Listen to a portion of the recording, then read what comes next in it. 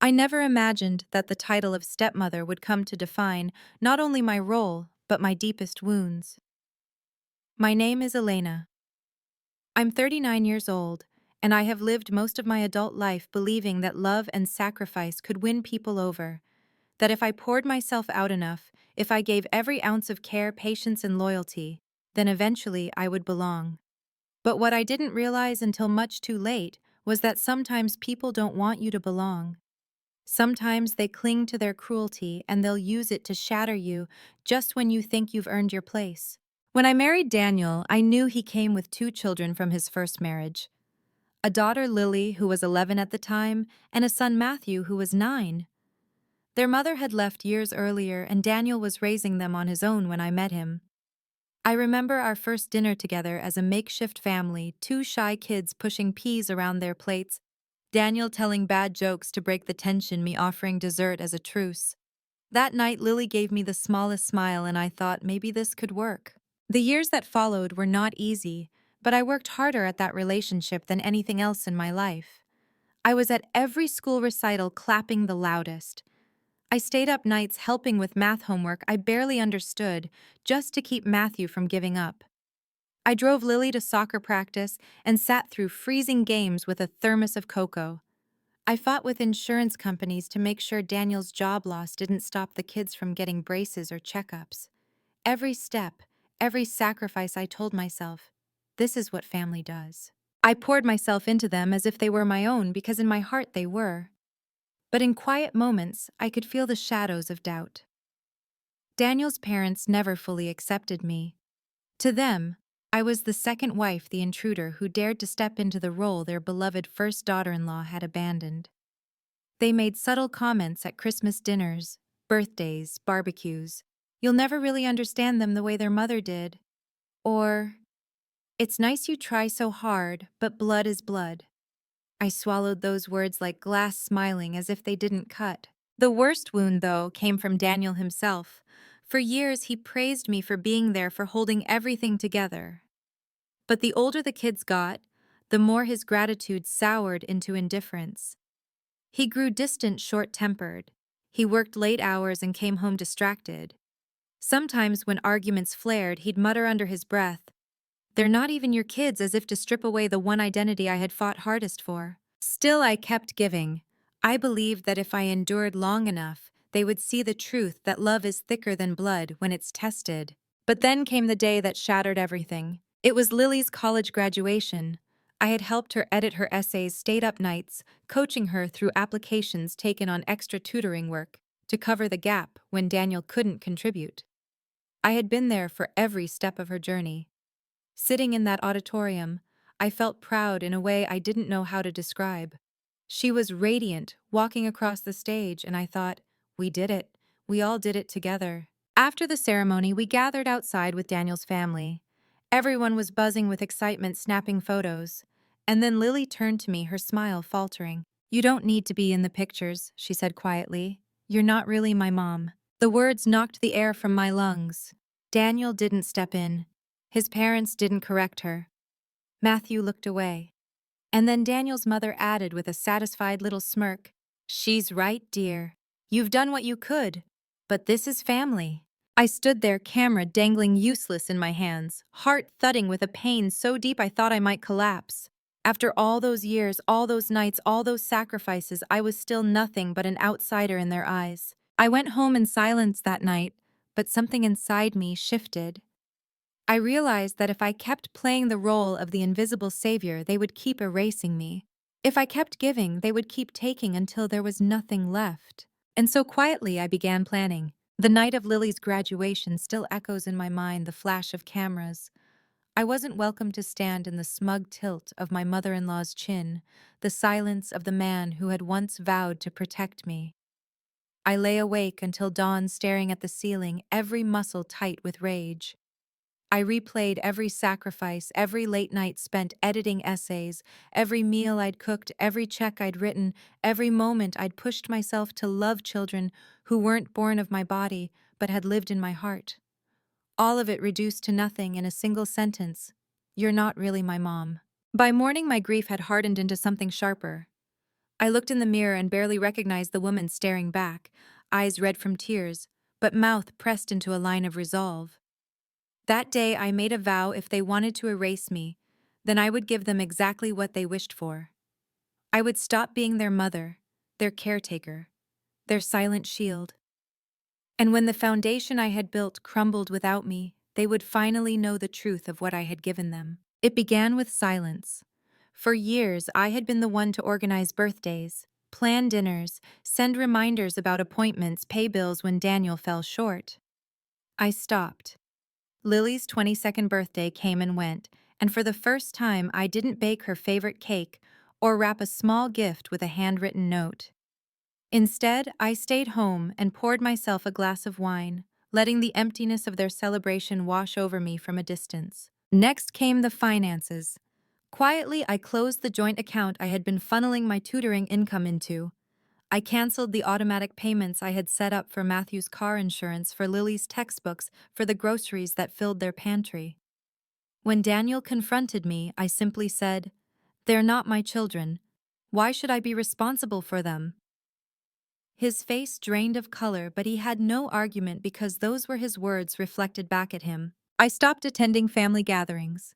Thanksgiving arrived, and while Daniel's relatives roasted turkeys and shared stories, I spent the day at a friend's house, laughing over simple meals wrapped in a warmth that wasn't conditional. At Christmas, I didn't decorate, didn't hang stockings, didn't spend hours searching for the perfect gifts. I booked myself a small cabin by the lake, lit a fire, and gave myself the only present that mattered: peace. The ripple effects came quickly. Without me, Daniel struggled to juggle bills. Matthew's grades slipped without my tutoring sessions, and soon his college threatened to suspend his scholarship. Lily, used to leaning on me for guidance, found herself floundering with job applications, stumbling through interviews she wasn't prepared for. Even my mother-in-law, who had once sneered at my efforts, called Daniel in frustration when she realized holiday gatherings were disorganized meals, half-prepared traditions crumbling. It would have been easy to swoop back in to rescue them from the chaos, but I didn't. I watched from a distance, my heart torn between years of instinct and the rawness of my wound. And every time I almost caved, I remembered that moment outside the auditorium, Lily's words slicing me open while Daniel stood silent.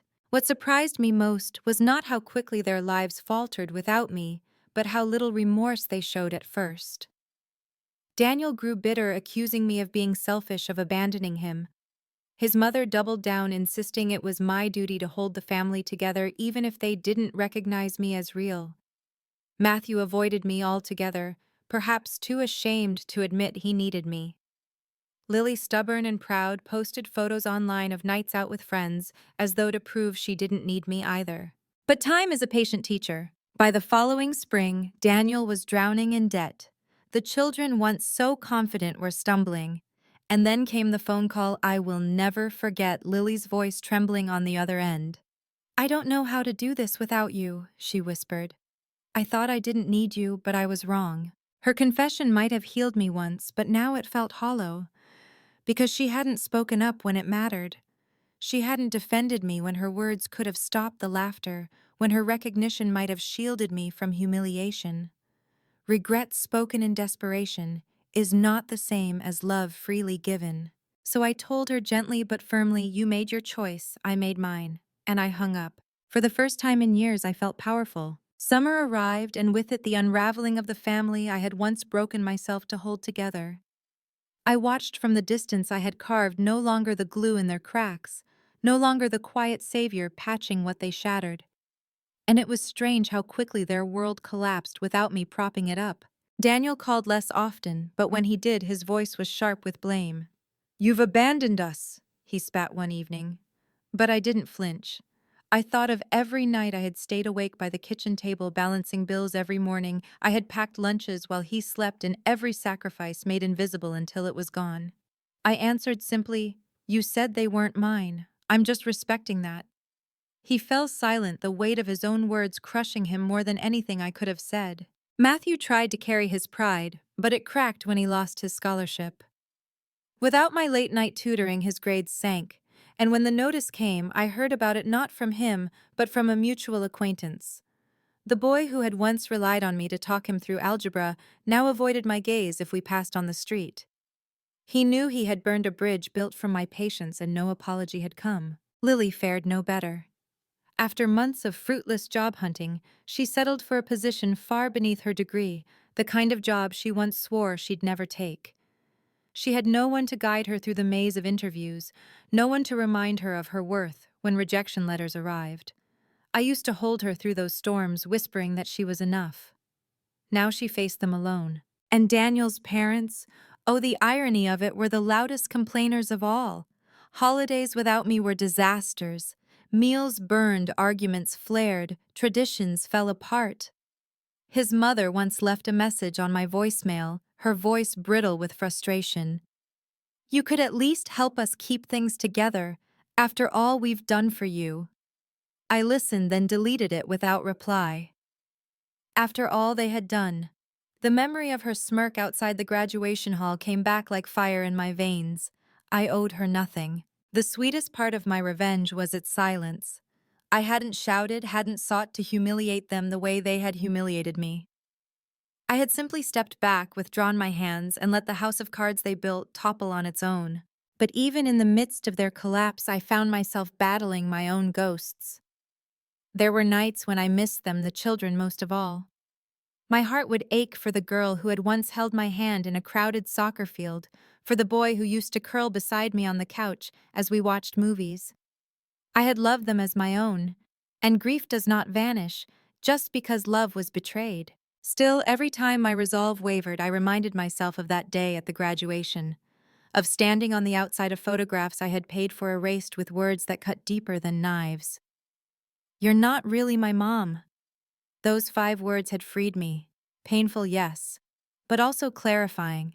They had shown me the truth I had been giving my all to people who never intended to truly accept me. The lesson rooted itself deep in me: you cannot force belonging where hearts refuse it. Months later, I saw Daniel by chance at the grocery store. His shoulders sagged, his face pale, his cart half empty, as if even food had become a burden. He tried to muster a smile, but it crumbled. "We're not doing well," he admitted softly. "Everything feels broken." I looked at him, really looked, and saw the wreckage of the choices he and his family had made. Once I would have rushed to fix it. Now I only nodded. "You should have thought of that before you let them erase me." My voice was calm, not cruel, just final. I walked away, my steps steady, leaving him surrounded by aisles of things he could not buy to fill the emptiness I had left. For the first time in my life, I understood that revenge didn't always need to be loud. Sometimes the quietest withdrawal, the absence of the one who carried it all, was the sharpest blade of all. Autumn came, and with it a chill that carried more than the bite of cold air. It carried the hollow echoes of a family that had once mocked me, now fractured by the void I left behind.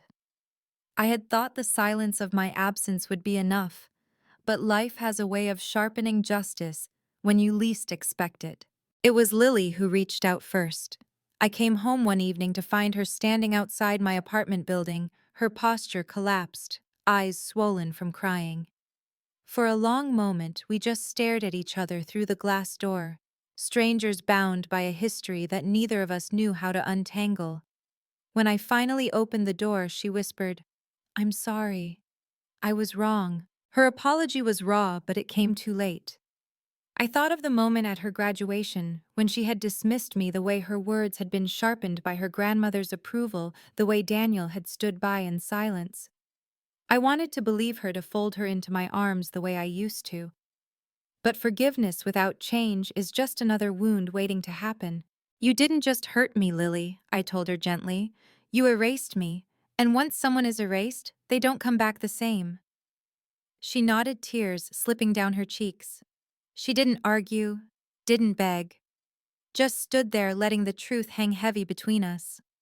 When she left, I felt a strange mix of grief and relief. Grief for what could never be repaired, and relief that I no longer carried the burden of her acceptance. Matthew came next, though, not to apologize. I heard from a friend that he had dropped out of school, unable to afford tuition without the scholarship he lost. He had taken a job at a hardware store, working long hours, his bright potential dulled by choices he hadn't been prepared to face alone. Part of me ached for him, remembering the boy who once looked to me for help with fractions. But another part knew this was the inevitable consequence of taking for granted the one person who had invested in his future. Daniel, meanwhile, unraveled the fastest. Without my income, his debts mounted. Without my organization, his household fell into disarray. His parents, once so quick to cheer my exclusion, began to whisper blame in his direction. He turned to drinking, to late nights at bars, trying to drown the gnawing emptiness of a home that no longer functioned. I saw him once more, slouched on a park bench, his tie loosened, his eyes bloodshot. He looked up at me as I passed and said, "You destroyed us." I stopped, looked at him squarely, and replied, "No, Daniel, you destroyed yourself. I just stopped carrying the weight, then I walked away and he didn't follow." As the months rolled on, I discovered something I hadn't expected. Freedom didn't just mean escape. It meant creation. I began writing about my experiences, not in detail at first, but in fragments. Notes about invisibility, about sacrifice, about the quiet violence of being erased by the people you love. Those fragments turned into essays, and those essays found their way into small publications. Women reached out telling me they saw themselves in my words. Their messages became a balm to wounds I thought would never heal. For the first time, I felt seen, not by the family I had sacrificed myself for, but by strangers who understood the ache of being overlooked, dismissed, betrayed. In their recognition, I found a piece of myself I thought I had lost. And then one night, as I sat at my desk with a candle burning low, I realized the truth. My revenge had never really been about their collapse. It wasn't about watching Daniel drown in debt, or Lily stumble through regret, or Matthew lose his path. My revenge was survival. It was my ability to walk away from their erasure and build a life where I was no longer invisible. But karma has its own poetry, and it wrote itself across their lives without my hand guiding it. They had wanted me gone, erased, and in erasing me, they erased the very foundation that kept them afloat. That was their lesson. Mine was different. Mine was to understand that love is not proven by endurance, and family is not defined by blood. It's defined by those who choose you, who see you, who stand by you, even when the world mocks. So if you are listening to this now, maybe you know the ache of being unchosen, the sting of betrayal, the silence of those who should have defended you. I hope you hear me when I say you are not invisible. You do not have to keep bleeding yourself dry for people who refuse to see your worth. Walk away if you must, because sometimes the most powerful revenge is not in striking back. It's in standing tall in the life they told you you didn't deserve. If my story resonated with you, please like, share, and subscribe. Leave a comment with your own truth, because your story deserves to be heard. Together we remind the world that betrayal does not define us, our strength does.